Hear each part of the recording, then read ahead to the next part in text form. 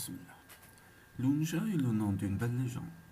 Il s'agit d'une jeune fille dont la beauté est exceptionnelle. Le temps n'a gardé que l'histoire de cette belle fille.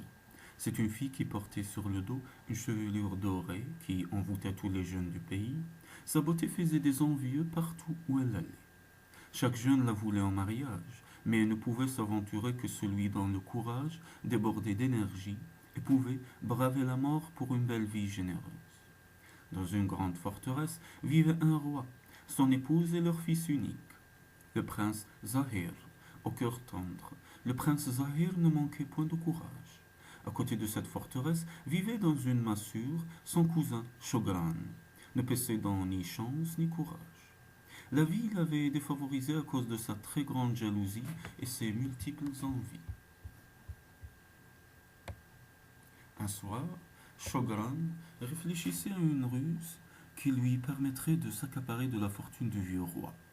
Le roi, devenant très vieux, ne pouvait dépenser et jouir de toute la richesse de ses coffres qui regorgeaient d'argent et d'or.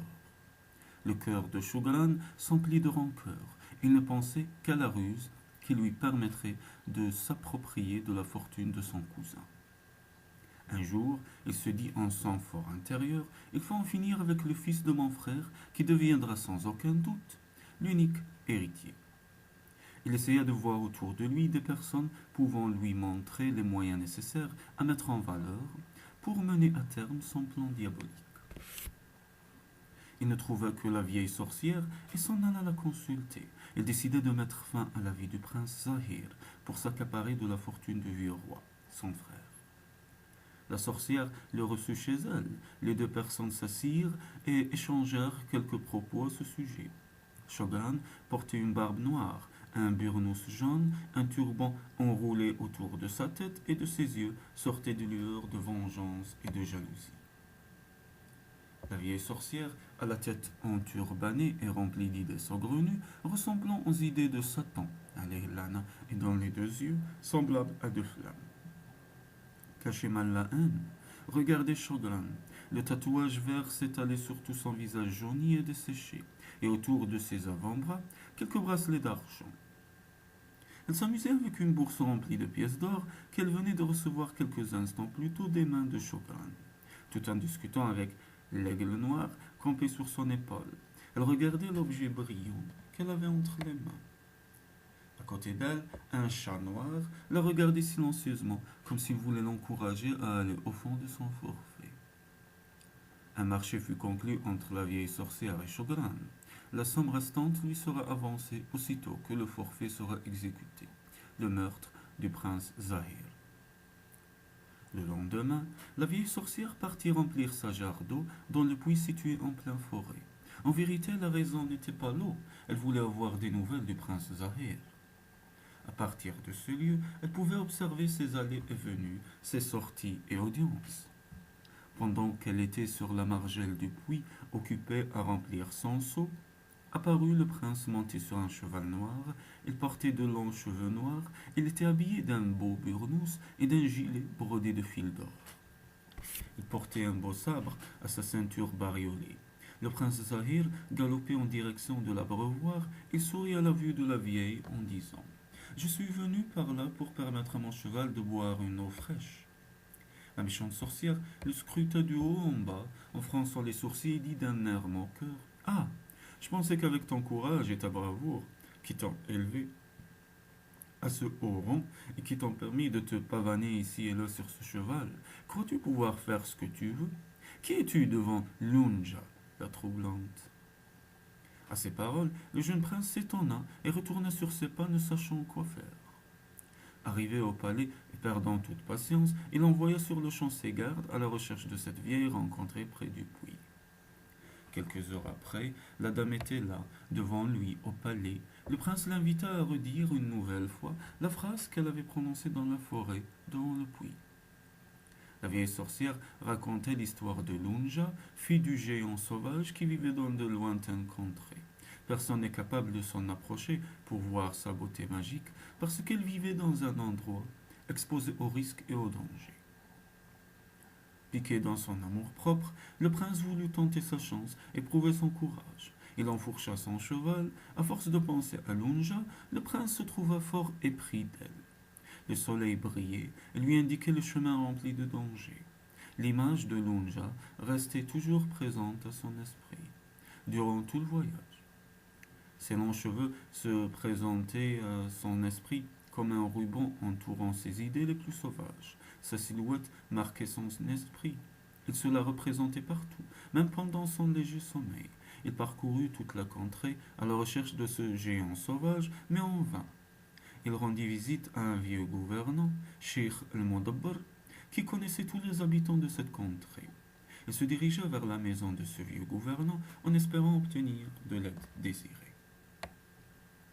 Ce dernier connaissait tous les petits secrets de la vie et possédait une expérience fabuleuse. Il avait un esprit très éclairé et informé. C'est pourquoi les gens de cette contrée l'ont affublé du nom très significatif de l'informé. Le vieux regarda le plafond de la masure et dit au prince: Sache, ô prince, que ta route est jonchée de dangers. La mort te guettera à tout instant. Combien de preux chevaliers sont morts avant toi sur le chemin de l'inconnu, sans parvenir à Lunja. Oublie donc cette fille et retourne dans ton pays pour aider ton père. Le prince Zahir se leva brutalement en murmurant: Aucune chose ne me préoccupe plus que Lunja. Il faut que j'y arrive, quoi qu'il m'en coûtât. Le vieux lui rétorqua: Si tu ne veux pas écouter les conseils que je t'ai donnés, va trouver le rocher enchanté et là tu trouveras Lunja. Le prince enfourcha son cheval noir, son seul compagnon. Il chevaucha nuit et jour, pendant une longue période.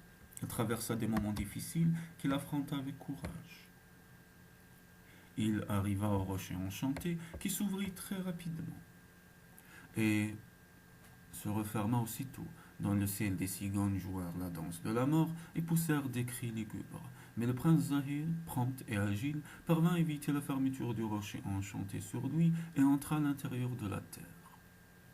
Il arriva devant une forteresse dont la forme était étrange. Elle ressemblait à des têtes de lions possédant des canines ressemblant à celles des dragons. Avant d'être attaqué par les lions, il rencontra d'abord une chienne énorme qui bondit sur lui. Il lui jeta un morceau de viande qu'il avait gardé sur lui pour le repas et la fit jouer intelligemment et avec douceur jusqu'à ce qu'elle s'assagisse. Le prince commença à appeler Lunja, Lunja la vertueuse. Allez, sortez, je suis venu en chevalier. Je recherche la vérité sur la légende qui a préoccupé toute ma vie et j'ai défié les dieux.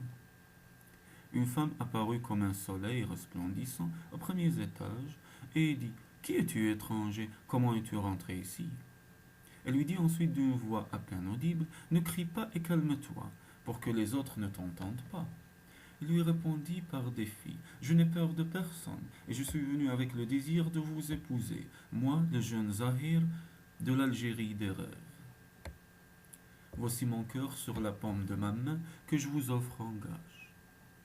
Lunja accepta la proposition et se pencha pour lui donner ses longues tresses et lui permettre de grimper jusqu'à elle. Le prince s'étonna de l'accueil et de la longueur des cheveux qui donnèrent encore plus d'éclat et de beauté à Lunja. Il se saisit des deux tresses et grimpa jusque dans sa chambre. Le soir, le géant sauvage, père de Lunja, revint à la maison et flaira la présence d'un être humain dans ses appartements. Lunja eut peur et édifia une histoire en disant à son père: Un pauvre passant avait faim. Il s'était approché du rocher demandant à manger. Pour qu'il ne meure pas de faim, je lui ai présenté du pain et du petit lait, après quoi il est parti. À l'aube, Lunja et le prince Zahir s'enfuirent à dos de cheval que le prince avait amené avec lui. Le géant se réveilla au bruit de l'ouverture du rocher.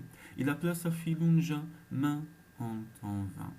Il se pencha sur l'orifice du rocher, enchanté, et reconnut sa fille en compagnie d'un jeune homme sur le dos d'un cheval. Étonné, il se dirigea vers eux, claquant des dents et montrant ses longues griffes sauvages. Tout devint noir à ses yeux. Il chercha péniblement la sortie sans la trouver. Comme s'il ne connaissait pas les lieux, il tenta à nouveau la sortie, mais par malheur, le rocher enchanté se referma sur lui, emprisonnant son gros corps. Il ne put se dégager. Il poussa un cri si fort qu'il fit vibrer les tympans de ceux qui l'entendirent. Les fouillards se retournèrent et virent le rocher enchanté se refermer et se retourner sur lui. Il ne tarda pas à rendre son dernier souffle, mais avant, dans un dernier sursaut, il leur adressa 3 conseils. Sur votre route, vous rencontrerez 3 choses qu'il faudra à tout prix éviter. 2 hommes en train de se disputer, un sac rempli de louis d'or, 2 éperviers s'entre-déchirant sur la berge de la rivière. Il ajouta ensuite: faites attention, évitez de vous en approcher, sinon vous périrez d'une manière atroce. Le corps du géant s'allongea de tout son long et devint inerte. Des larmes assez grosses coulèrent des yeux de Lunja.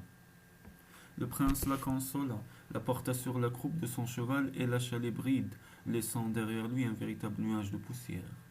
Sur leur chemin, au piémont, en pleine forêt, ils retrouvèrent un sac rempli de louis d'or qu'ils évitèrent. Ils découvrirent ensuite 2 hommes s'entretuant comme des animaux. Le prince se rappela le conseil du géant sauvage. L'appel au bien triompha sur lui. Il s'en approcha, les sépara et répartit le sac d'or entre eux. Il vit subitement 2 éperviers s'entre-déchirer. Un épervier très gros mordit le plus faible, lui laissant une aile pendante. Le prince eut de la compassion pour l'animal blessé et voulut le sauver. Le plus gros épervier emporta entre ses griffes le prince et prit de l'altitude dans le ciel, laissant derrière lui Lunja et le cheval. Lunja, la fille orpheline de père, pleura la disparition de son compagnon, le prince Zahir. Lunja poussa plusieurs cris de détresse, mais elle n'eut aucune réponse. Elle poursuivit son chemin sur le cheval noir du prince Zahir, ne sachant quelle direction prendre. Après plusieurs nuits et jours de marche, elle découvrit le somptueux palais des parents de Zahir. Enveloppée dans un habit de déguisement, elle demanda au garde du palais de l'aider à trouver un emploi et un abri pour y vivre. Elle obtint ce qu'elle voulait. Elle retrouva les parents du prince Zahir, vivant dans un grand chagrin et éprouvant de la peine de ne plus voir leur fils unique. Le palais fut nommé le palais du chagrin. Chaque jour, Lunja prenait place à la fenêtre de sa chambre, espérant le retour du prince charmant. Parfois, elle se posait la question: à quelle hauteur s'est envolé l'épervier? Est-ce que le prince est toujours en vie? Lunja, angoissée et attendant à la fenêtre le retour du prince, remarqua la présence du maigre épervier à l'aile brisée, faisant des rondes autour du palais comme s'il voulait lui dire quelque chose. Lunja se précipita à l'extérieur et les suivit, traversant monts, plaines, vergers, champs de cette région verdoyante. L'épervier se posa sur un haut plateau et regarda en direction d'un arbre situé au bas sur le flanc de la montagne. Lunja était exténué et ses vêtements humides de sueur. La fatigue l'envahissait, mais l'espoir de retrouver le chevalier vivant l'encourageait à braver toutes les difficultés. Elle s'approcha du grand arbre, elle entendit gémir le prince, elle bondit sur l'arbre, mais l'épervier était plus rapide qu'elle. Il s'envola avec le prince dans le ciel. De ses 2 bras, elle fit un grand signe ensuite. Elle poussa un cri si puissant que le prince l'entendit et essaya de lui répondre. Égorge un gros mouton au bord de la rivière. Quand l'épervier verra cette offrande, il mangera à satiété et ne pourra plus reprendre son envol. Lunja appliqua la consigne du prince, et ainsi le prince fut sauvé par Lunja, la vertueuse. Ayant perdu beaucoup de force, le prince ne put marcher. Lunja s'installa à ses côtés et lui prodigua une entière affection qui fut à l'origine de sa guérison. Au palais, les parents étaient toujours inquiets et le chagrin ne faisait que grandir démesurément. Lunja retourna au palais et avec elle le prince déguisé en gueux.